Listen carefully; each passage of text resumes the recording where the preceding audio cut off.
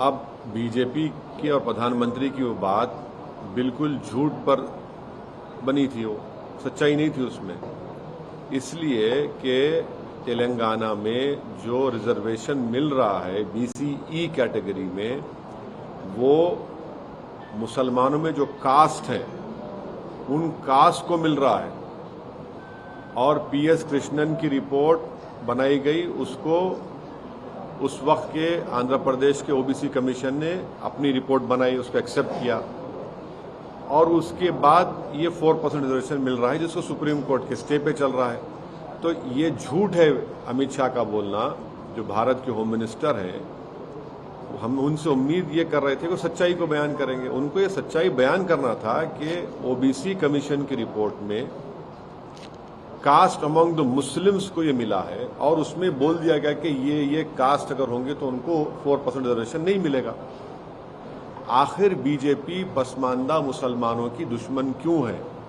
आखिर क्यों बीजेपी, अमित शाह और प्रधानमंत्री जो मुसलमानों में पसमानदा मुसलमान, जो डॉक्टर, इंजीनियर, स्कूल के टीचर्स बन रहे हैं, नर्सेज बन रहे हैं, स्टेट पब्लिक सर्विस कमीशन में तेलंगाना में जा रहे हैं, उनसे इतनी नफरत क्यों है? बीजेपी इनके डेवलपमेंट के खिलाफ क्यों है? इनके एम्पावरमेंट के खिलाफ क्यों है बीजेपी? और कब तक बीजेपी नेगेटिविटी और नफरत को फैलाएगी?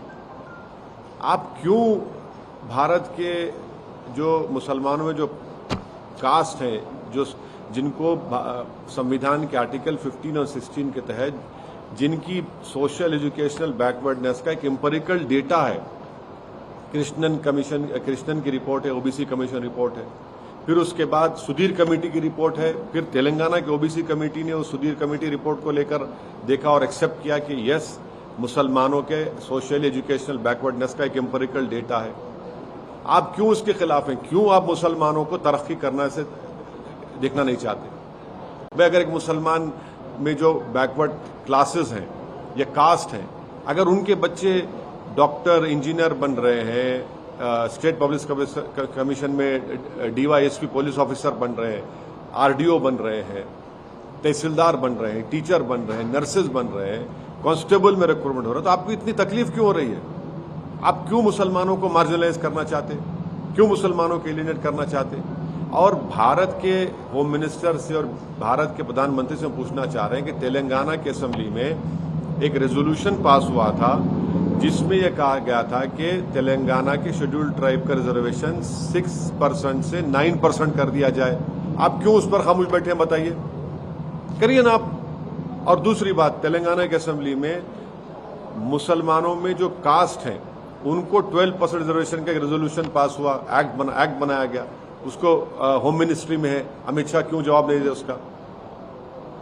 और आपने कर्नाटका में निकाल दिया, सुप्रीम कोर्ट ने क्या कहा अभी तक वो नहीं जानती क्या बीजेपी? तो ये ऑल इन ऑल जो है बीजेपी का एक सिस्टमिक तरीका है कि मुसलमानों को डेवलपमेंट से, उनके एम्पावरमेंट से रोका जाए। वो उनकी गरीब जो कास्ट है मुसलमानों में, उनके बच्चे पॉलिटिकली, सोशली, एजुकेशनली एम्पावर ना हो। इसीलिए तो बीजेपी के पास ना तो कोई मुस्लिम MP है, ना बीजेपी के पास ना कोई मुस्लिम मिनिस्टर है। ये उनकी खुली खुली नफरत की निशानी है। और ये पॉलिटिक्स ऑफ डिसअपियरेंस बीजेपी कर रही है मुसलमानों के लिए। कर्नाटका की आप मिसाल दे रहे हैं, कर्नाटका में वो जो इंटरिम रिपोर्ट के ऊपर आप कास्ट को निकाल सकते हैं क्या? रिजर्वेशन नहीं निकाल सकते, कंप्लीटली अनकॉन्स्टिट्यूशनल, इलीगल है। अच्छा, वो इंटरिम रिपोर्ट पब्लिक डोमेन में भी नहीं है। आप दीजिए पब्लिक डोमेन रिपोर्ट लिखे कर्नाटका की। तेलंगाना में तो ये है, फैक्चुअल पोजीशन ये है, जो भारत के होम मिनिस्टर सच्चाई को नहीं बयान किए।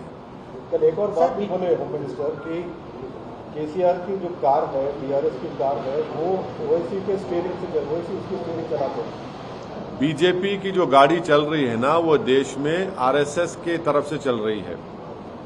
बीजेपी की जो सत्ता चल रही है, जहां पर उनकी सत्ता है, वहां पर एनकाउंटर के नाम पर कत्ल कर दिया जाता है। जो लोग उनकी पुलिस कस्टडी में होते हैं उनकी मौत हो जाती है। जिसका जाती घर होता है उनके घर को बुलडोजर से तोड़ दिया जाता है। गोश्त के नाम पर मारा जाता है, बल्कि गोश्त के नाम पर जुनैद और नसीर को जिंदा जला दिया जाता है।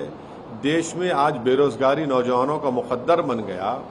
आज हम सबसे ज्यादा हमारे पास पूरे विश्व में अगर नौजवान बेरोजगार हैं तो भारत में है।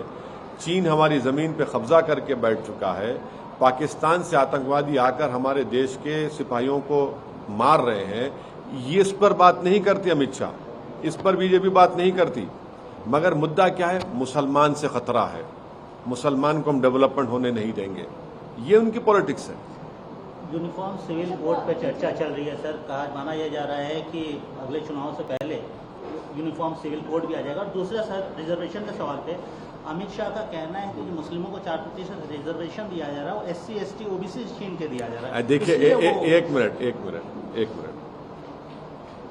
तेलंगाना, मैं फिर से आपके समझाने के लिए और आपके सुनने वालों के समझने के लिए कह रहा हूं कि तेलंगाना में रिलीजन के ऊपर नंबर 1 रिजर्वेशन नहीं मिल रहा है।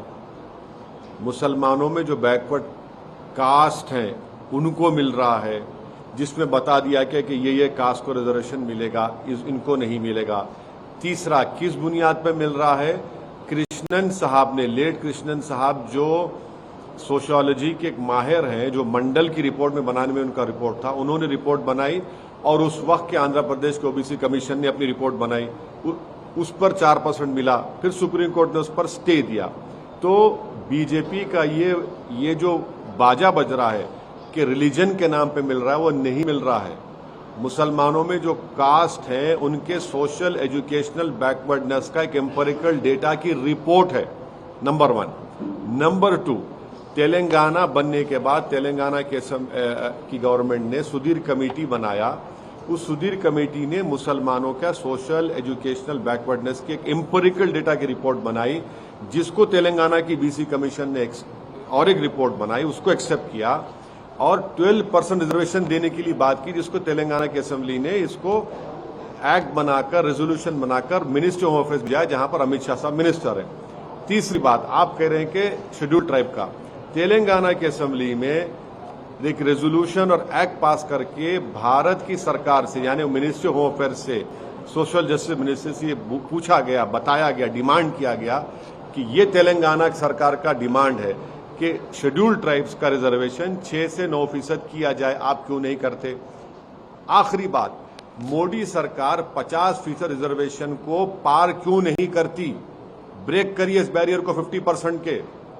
आप इकोनॉमिक वीकर सेक्शन के नाम पर जो भारत की आबादी का 20% हिस्सा है उनको 10% दे रहे आप। जो भारत की आबादी का 80% हिस्सा है उनको 50% क्यों दे रहे आप? 50% ब्रेक करिए, बताइए कि आप रिजर्वेशन देना चाह रहे हैं पूरे बैकवर्ड कम्युनिटीज को। आपकी मोहब्बत है ही नहीं उनसे। जब चुनाव आता तो आप बताए थे कि मोदी जी OBC हैं। अरे भाई 50% की लिमिट को ब्रेक करिए, पार्लियामेंट में कानून बनाइए। आपके पास 300 MP हैं, ब्रेक करिए। हम डिमांड करते हैं 50% रिजर्वेशन को ब्रीच होना चाहिए। आप सेंसस की रिपोर्ट नहीं लाते OBC की, डरते हैं आप देने के लिए, क्योंकि मालूम हो जाएगा कि OBC का सेंसस कितना है, और जब OBC का सेंसस बढ़ के मालूम हो जाएगा तो आपका पॉलिटिकल पावर आपसे छीन लिया जाएगा। मोदी जी की कैबिनेट में सबसे ज्यादा अगर मिनिस्टर हैं तो अपर कास्ट के हैं। OBC क्यों नहीं है बताइए? SC क्यों नहीं है बताइए? आप जब खड़े होकर बोलते हैं SC ST की, तो मिनिस्टर क्यों नहीं आपके? ज्यादा तो अपर कास्ट के लोग हैं मोदी जी कैबिनेट में। सर, यूनिफॉर्म सिविल कोड पे किरण रिजिजू का कहना है कि जल्द ही लाया जाएगा यूनिफॉर्म सिविल। इस देश को यूनिफॉर्म एम्प्लॉयमेंट की जरूरत है। इस देश को प्राइस राइज को कंट्रोल करने की जरूरत है। इस देश को इन चीजों की जरूरत है। बेरोजगारी नौजवानों का मुकद्दर बनता जा रहा है, आप नहीं करना चाह रहे हैं उस पर। हम कहां से कहां गिरते जा रहे हैं। हमारे जो पैरामीटर्स हैं तो हम कहां से कहां गिर रहे हैं। सोशल पैरामीटर्स हैं, हमारे इकोनॉमिक पैरामीटर्स हैं, आप देखते जाइए। उसकी जरूरत है। यूनिफॉर्म सिविल कोड को इस देश को जरूरत नहीं है। यूनिफॉर्म सिविल कोड आपके नाम पर आप मेजॉरिटी कम्युनिटी के कल्चर को प्रोटेक्ट करेंगे और मुझसे मुसलमानों का कल्चर छीन लेंगे आप। जो आर्टिकल 29 के तहत मुझे एक एब्सोल्यूट राइट है संविधान में, आप मेरा कल्चर में से नहीं छीन सकते। एब्सोल्यूट राइट, फंडामेंटल राइट है ये संविधान में। आप कल्चर में नहीं छीन सकते मुझसे, मेरा कल्चर का प्रोटेक्शन है। चाहे मेरे शादी का तरीका हो, चाहे मेरा जो भी हो, मेरा कल्चर का प्रोटेक्शन है 29 के तहत। आप कैसे छीनेंगे मुझसे? आप यूनिफॉर्म सिविल कोड की बात करते हैं और आप लव जिहाद के कानून बनाते हैं। यूनिफॉर्म सिविल कोड की आप बात करते हो और आपको शर्म नहीं है इस तरह की बात करते हो। आप रिलीजियस कन्वर्जन के कानून को बनाते हैं। यूनिफॉर्म सिविल कोड की आप बात करते हैं और गुजरात में कोई अपना घर नहीं बेच सकता जब तक गवर्नमेंट से परमिशन नहीं लिए। आप यूनिफॉर्म सिविल कोड की बात करते हो और हिमाचल प्रदेश में जाकर कोई एग्रीकल्चर लैंड खरीद नहीं सकता। आप यूनिफॉर्म सिविल कोड की बात कर सकते तो क्या कोई जाके नॉर्थ ईस्ट में उनके कल्चर को छीनेंगे आप? हमने कॉन्स्टिट्यूशन में नॉर्थ ईस्ट के स्टेट्स को उनका कल्चरल प्रोटेक्शन दिया है, आप करेंगे क्या उसको? एक सप्ताह से ज्यादा हो चुका है सर पूर्व सांसद अतीक अहमद के डेथ का। कहा यह जा रहा है, रिपोर्ट्स ये आ रही है कि तीनों शूटर थे इलाहाबाद प्रयागराज जाने से पहले ये लखनऊ गए थे। आपने सवाल खड़े किए, अभी तक आपको जो सवाल आपने उठाया उसका जवाब आपको दिखा? मेरा बोलना यही है कि ये एक टेररिस्ट मॉड्यूल है, टेरर मॉड्यूल है। ये सिर्फ ये ग्रुप नहीं है जो आकर किसी को मर्डर कर दिया पुलिस कस्टडी में, एक टेरर मॉड्यूल है। मैं फिर से कह रहा हूं कि अगर जो सरकार सत्ता में है दिल्ली में और यूपी में, अगर वो इस टेरर मॉड्यूल को खत्म नहीं करेंगे कानून के दायरे में रहकर, तो ये और हत्या करेंगे, ये रूल ऑफ लॉ को बर्बाद कर देंगे और लोगों को बर्बाद करेंगे, गोलियां मारेंगे। ये एक टेरर मॉड्यूल है, इनको आप रोकिए, इनको पूरों को पकड़िए।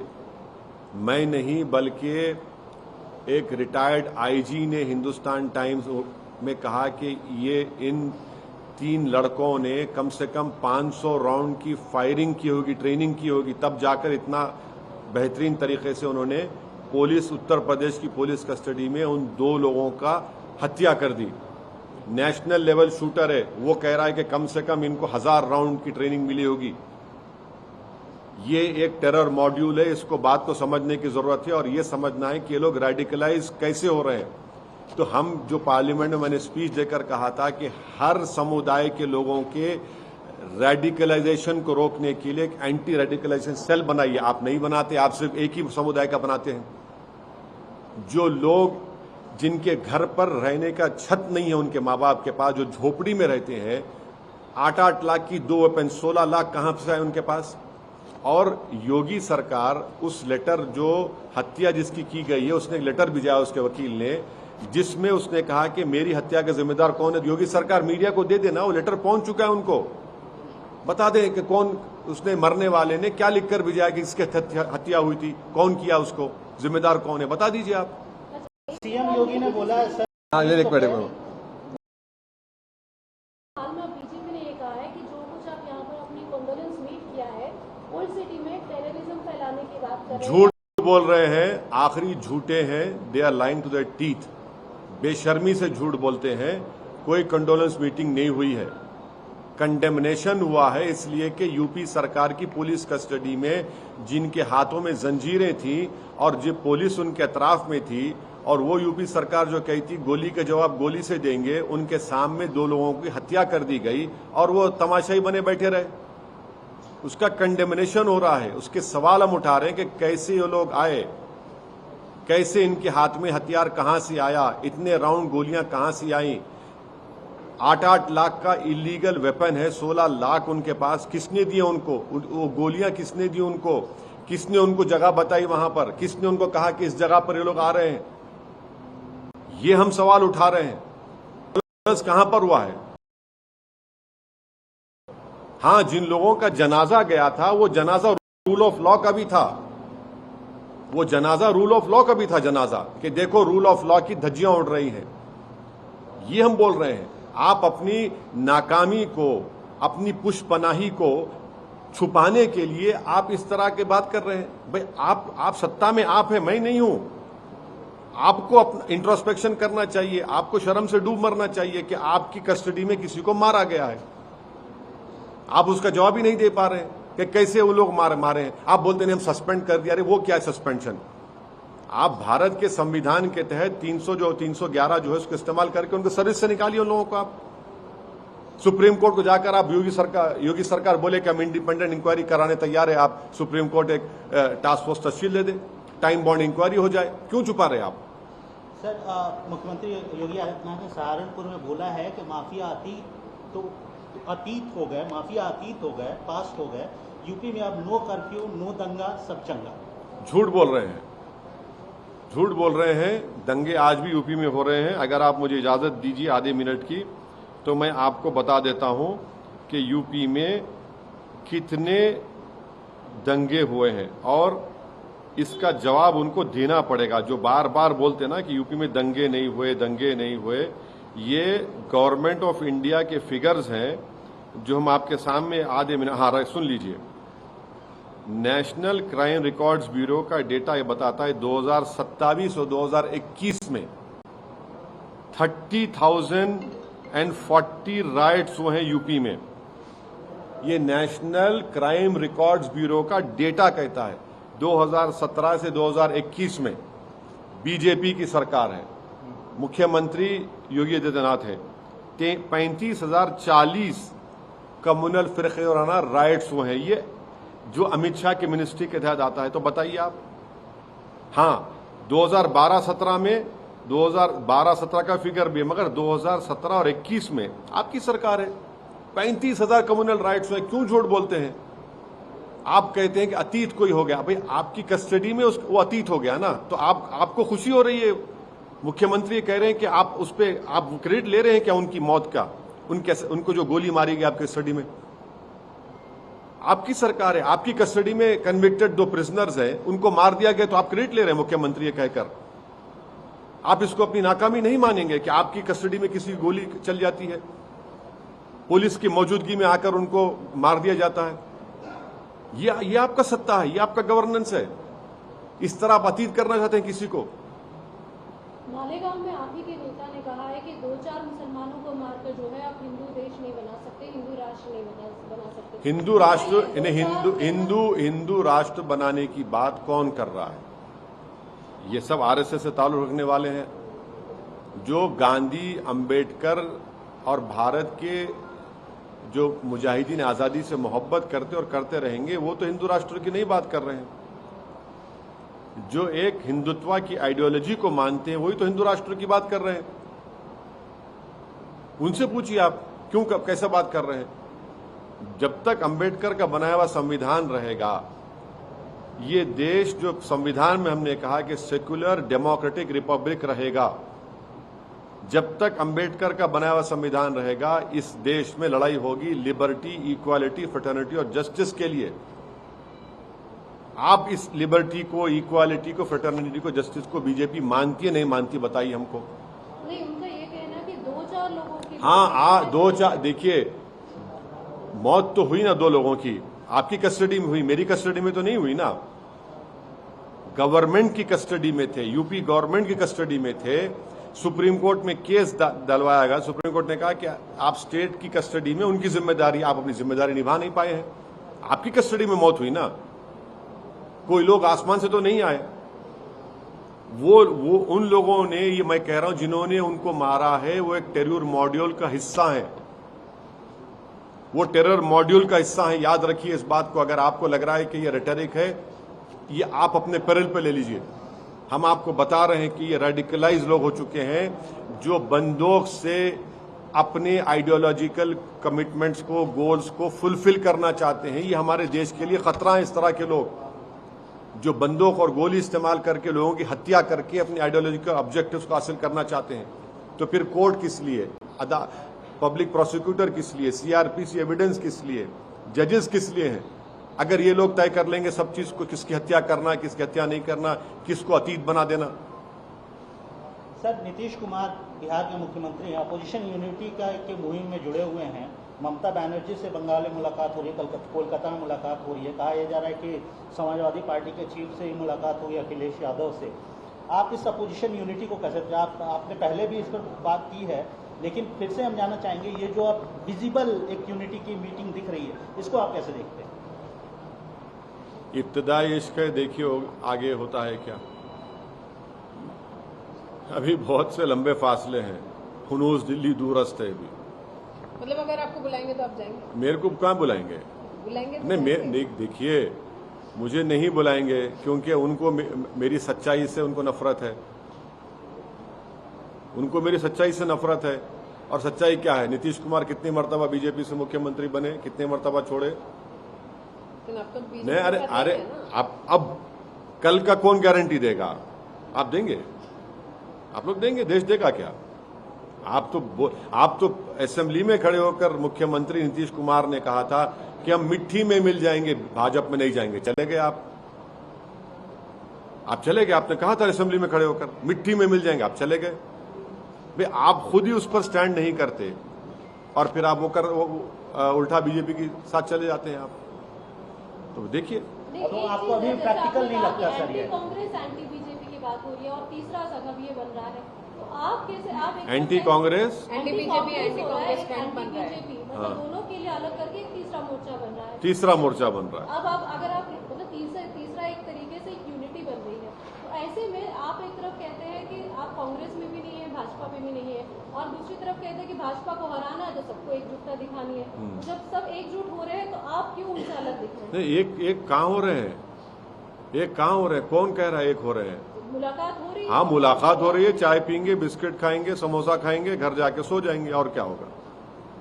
और क्या मतलब होगा? आप ये कहना चाह रहे हैं कि वो मीटिंग का कोई रिजल्ट? अरे बहुत सी मीटिंग हुई है ऐसी, कितने मरतबा मीटिंग नहीं हुई है? बहुत मरतबा मीटिंग होती। उसके बाद क्या होगा? 24 के बाद क्या होता नहीं मालूम ना। अभी तो 24 बहुत दूर है। लेकिन भाजपा से लड़ना है तो सबको एकजुटता दिखानी है, फिर आप ये कहते हैं तो फिर भाजपा से जब लड़ना है तो चेहरों की बुनियाद पर मोदी से मुकाबला नहीं कर सकते आप। नंबर 1, हम शुरू से मेरा मानना है, अगर आप बोलेंगे ये चेहरा ये चेहरा ये चेहरा तो मोदी को फायदा हो जाएगा, भाजपा को फायदा हो जाएगा। आपको मुकाबला करना है तो भारत के पार्लियामेंट की हर सांसद की सीट के ऊपर बीजेपी से मुकाबला करना पड़ेगा, तब जाकर कुछ अच्छा नतीजा निकलने की उम्मीद है। ये ग्राउंड रियलिटी मैं आपको बता रहा हूं। और दूसरी बात, आप आइडियोलॉजी पे कहां स्टैंड करते हैं? आप में और बीजेपी की आइडियोलॉजी में एक विजिबल डिफरेंस दिखना चाहिए। वो विजिबल डिफरेंस दिख रहा है कि आपको बताइए। आप बिहार के मुख्यमंत्री हैं और आप तो सबसे मिलने जा रहे हैं। कहां जा रहे हैं? बंगाल जा रहे हैं, दिल्ली जा रहे हैं, यूपी जा रहे हैं, मगर आप जिस प्रदेश के मुख्यमंत्री हैं वहां पर एक 100 साला मदरसा है जिसका नाम मदरसे अजीजिया को जला दिया गया। आप वहां पर जाकर विजिट नहीं करते? अरे वहां जाकर तो विजिट करिए, आइडियोलॉजी के ऊपर दिखाइए ना। हम आइडियोलॉजिकली डिफरेंस है, बीजेपी से डिफरेंट है, आप दिखाते नहीं है। अच्छा, आप बिहार में कानून बना रहे हैं उन लोगों को छोड़ने के लिए जो एक सिविल सर्वेंट की हत्या में जिनको सजा हो गई थी, अब उनको छोड़ने के लिए कानून बना रहे हैं। वे आपका स्टैंड क्या है आइडियोलॉजिकली? बताइए आप।